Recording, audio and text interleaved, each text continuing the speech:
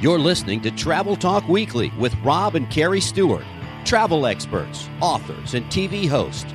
Join them every Tuesday as they take you to amazing destinations all over the globe. Whether it's cruising the 7 seas, exploring Europe, or being pampered at an all-inclusive resort, Travel Talk Weekly is your passport to the world.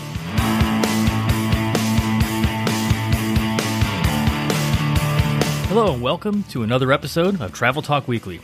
Rob and Carrie Stewart here, coming to you from the Creating Magic Vacation Studio in St. Petersburg, Florida. This is show number 117, original air date January 5th, 2022. And yes, the holidays are over and we are beginning a brand new year. Super excited about that, and one that we hope will bring lots of changes to the travel industry in a very positive way. I just can't believe how fast 2021 went, and the holidays just seem to fly by even faster, and plus we actually stay very busy during the holidays. This is probably the busiest those 2 weeks have been for us. We have a lot going on. We have our agent event. A lot of people are traveling, so that's exciting. We traveled again for Christmas. We have some new agents on board, so yeah, it was kind of crazy. From a travel sense, it really started feeling normal again. What we really need is for cruising to get back to normal. But also, no masks on airplanes or anywhere for that matter, like, I don't know, Disney. More and more doctors are saying that cloth masks don't work. We knew that almost 2 years ago, and I got blasted for even suggesting that.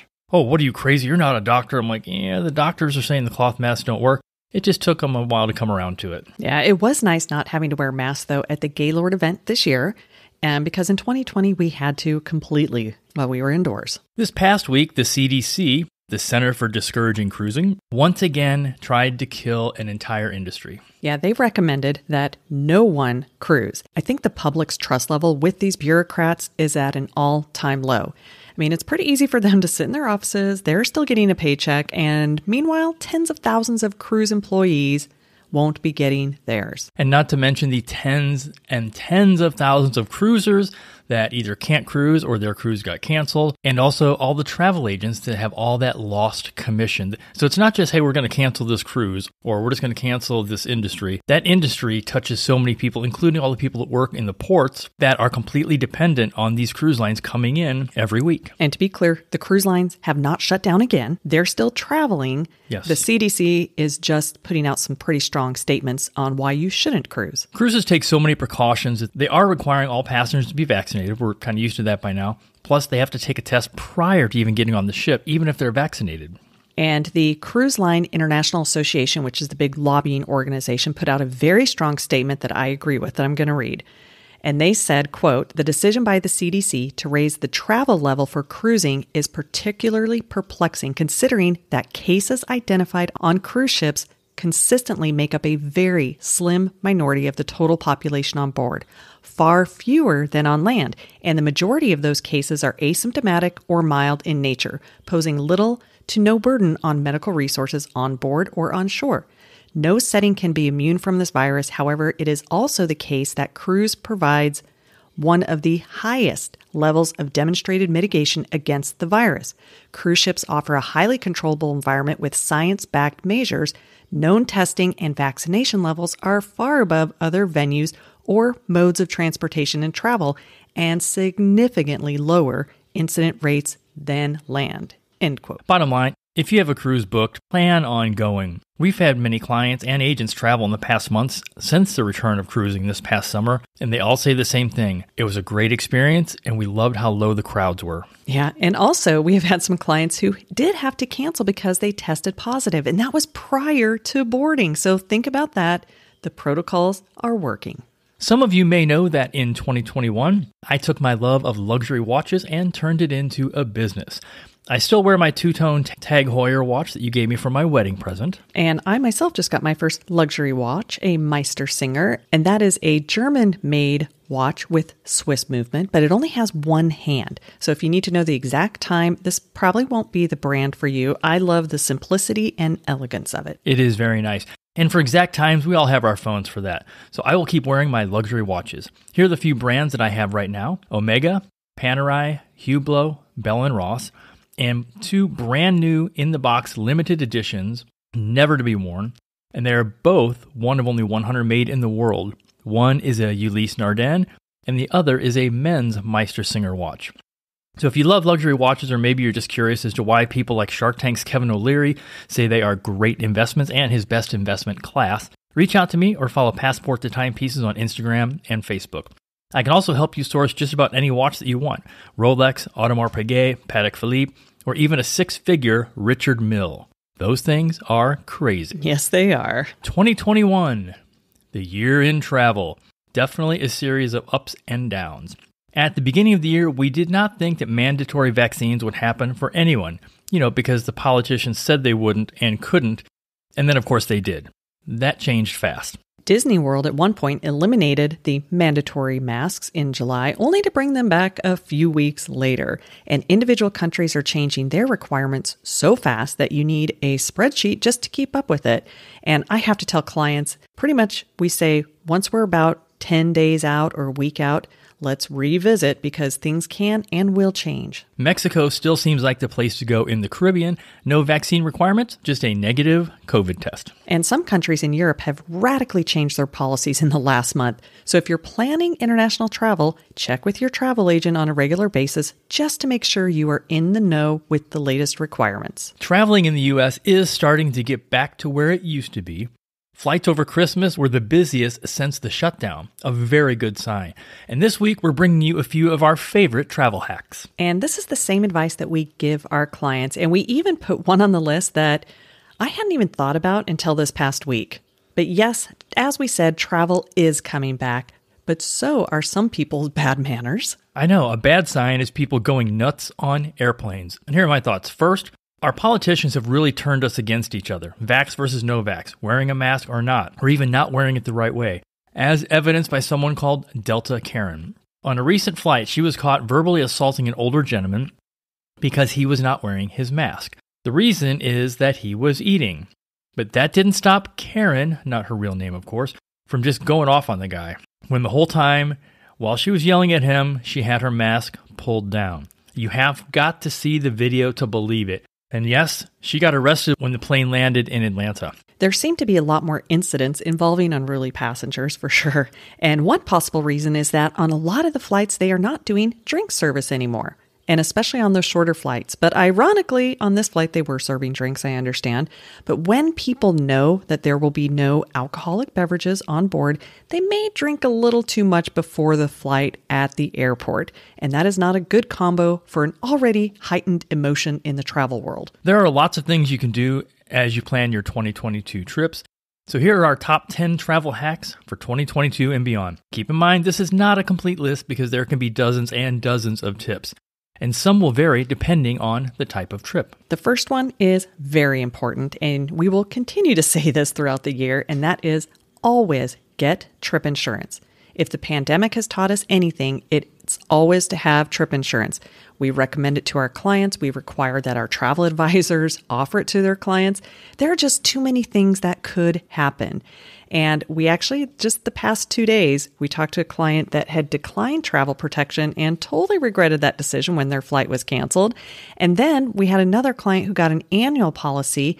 And when the vacation points company that they booked the trip with wouldn't work with her to help her cancel after she became ill, the trip insurance was able to step in and help out. Number 2, when flying, try your best to not check any bags and get good luggage. With flight cancellations and delays being higher than we can remember, it's a great idea to not check bags. I have a travel backpack and also a carry-on spinner bag from eBags, and that has been my go-to brand lately. Yeah, and I just use my Briggs & Riley on just about every trip, and I have had that bag for almost 30 years. I wrote in 25. I didn't know it was 30. Yeah.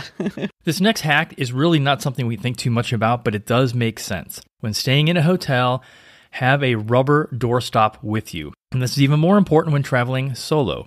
It's a very inexpensive way to prevent someone from coming into your room unannounced. Yeah, and those are like really cheap and light. Number 4, get a rewards credit card. Now, we have one main credit card that we use, and we use it because it's the one where we get rewards. Now, it may only be 1% to 2% if they have specials and stuff, but it's better than nothing. We also pay that card off about once a week. Do not carry a balance on these cards because if you do, you're defeating the whole reason to get a rewards call. Any interest charged will most likely be higher than the reward cash you're earning. And that's really how they get you. Like, oh, we'll give you a 3% cash back on this, this, and this. And then you carry a balance, and it's 19% interest. And yeah, so basically the credit card companies still know how to make money out of that. Absolutely. Number 5, and this is something that I had no idea. I knew you kind of could do it, but not the way this expert did. Yeah, and that is buying airline miles. So there are a lot of people who specialize in using points that are way smarter than Rob and I are. That's not our specialty. But if you follow any of them, you actually can pick up some really good pointers. And wait, did you say pointers? I did. From this next person called the Points Guy. Yeah, and the one I heard this past week was from the Points Guy, who he is one of the first people to teach about using airline points and credit card points and hotel points for travel. And he shared something that he did. So he already knew he was going to be going to Finland at some time in the near future. So he found an offer to purchase 200,000 points with Finnair.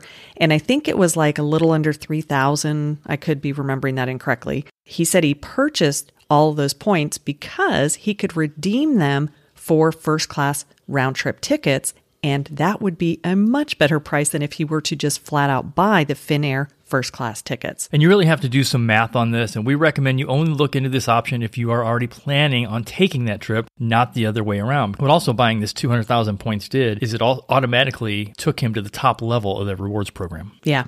So lots of different little hacks on that. Number 6 is something we've mentioned before, and it's worth mentioning again because we just did it on our last trip, and that is charge everything to your hotel room. In our case, it was Marriott. Now, on the last trip, we actually stayed at 2 Marriott hotels, the Bohemian and the Gaylord. And anything we could, we charged to the room. Food, drinks. At the Bohemian, even valet parking counted because that goes on your room bill. That way you get hotel points. Now, the 2 main companies are Marriott and Hilton. And what a lot of people do is they just use a credit card for everything they buy. Do you want to put a credit card on file? No, I'll just pay as I go, which means they're not getting those points. If you use your rewards credit card to pay for your final bill, you're getting both the credit card points and the hotel points. And something very important to know here is that if you do book a hotel like a Marriott or Hilton property through a third-party company, like many people do on those online booking sites, for example, Expedia, that we don't recommend, compare the pricing, because what a lot of people don't know is you cannot earn rewards points on bookings done with a third party, only direct bookings. And lately, we still find the best pricing is when you book direct, and they have the most generous cancellation options, or at least multiple ones to choose from. On a recent trip to Disney in November, we totally forgot this next tip, and that is number 7, always have chargers with you for all of your electronics. And our laptop being an Apple MacBook Air, it's a different charger for the computer than for our iPad and phones. But thankfully, Amazon came to the rescue. Yeah, and if you do travel a lot, you may want to get duplicates so you can just keep them in your travel bag. That's even a better idea. Is that extra one we bought, we just keep that in our go bag. Number 8 is make sure you have enough of your important medications to get you through your trip and a few days beyond, just in case your travel gets interrupted. And, this is anything that's like a prescription drug that's required. I know you like to make sure you have some antacids, your Breathe Right strips. I do like my berry-flavored Tums and my Breathe Right strips, especially because the hotel rooms are so dry. Yeah, and even just some basic things like having some aspirin and just basic medication with you. Travel hack number 9, and this is something we were just talking about last night, passports. Do not wait to renew your passport. Or if you don't have one, don't wait until you have a trip booked. You never know when a last-minute deal will come up for a trip to the Caribbean, and you don't want to miss out because of either not having a passport or it expired. They're valid for 10 years, so don't worry about getting one and not needing it right away. It can take 8 to 12 weeks or even longer depending on the passport office in your area. And it's doubtful you have one in your area because there are not that many that are open right now. Having a passport will make you a much more spontaneous traveler. And keep in mind that your passport should be valid for 6 months after the last day of your trip. So if yours is expiring in 6 months from now, renew it right now. Do not wait. And we do recommend you submit your renewals at least a year out to give you some cushion just in case things get backed up even more. One thing we used to hear often is that, well, I've got my original birth certificate and a driver's license, so I'm good to go on a cruise. If something happens, like say, maybe you test positive for COVID while on your trip, if you can't get back on the ship, you're going to have a passport to be able to fly back to the U.S. Number 10. I had not heard about this one either until you mentioned it. You had some good ones this month. You had some good ones this week. Yeah, so this one is, if you're ever staying in a hotel and you are getting like some takeout and you have leftovers, one of the things that I learned years ago is if in your hotel room they have those shower caps, you can actually use that as kind of like a lid on your leftovers. And so if you have those little refrigerators, or maybe you're going to take it with you when you leave, those actually are really good covers because we usually don't travel with saran wrap. And sometimes those boxes aren't enough to keep it nice and fresh. Keep in mind this will not work for like takeout pizza because they'd have to have a giant shower cap to cover that pizza box. That is true. And finally, here is a bonus tip for those of you that drive for your vacations, especially if you're doing that in winter weather. Just the other day, drivers on I-95 in Virginia were caught in a traffic jam so long that the Virginia Department of Transportation shut down a 50-mile section of that highway in both directions near Fredericksburg. That's just crazy. So here's our tip. Always have bottles of water and some snacks with you in the car. Some of these people were trapped for over 20 hours. That's also why you should fill up your gas tank before your trip, especially if you drive in the winter. The last thing you want is to run out of gas on a highway in the middle of winter and a 50-plus mile traffic jam. And the same goes with snacks and beverages on the plane. If you're stuck on the tarmac, don't expect the airlines to offer food and drinks. Just keep in mind, you cannot bring liquids through the TSA screening yet. So when you get to airside, buy a bottle of water or two. Yeah, or just bring an empty bottle of water and then fill it up once you're airside. So there you have it, 10 travel hacks for 2022, plus a little bonus. Thanks again for joining this week. We anticipate that the 2022 travel wave season, as they call it in the cruise industry, will be filled with some really, really great cruise offers. And we're already seeing many come in, not just for cruising, but also for land vacations. So get with us or your Creating Magic Vacations travel advisor to get that trip booked and be able to book with confidence, knowing you're working with one of the best team of travel partners. The world is a book, and those that don't travel read only a page. So why don't you start turning some pages in your passport? And it's 2022, so let's level up your travel vacation.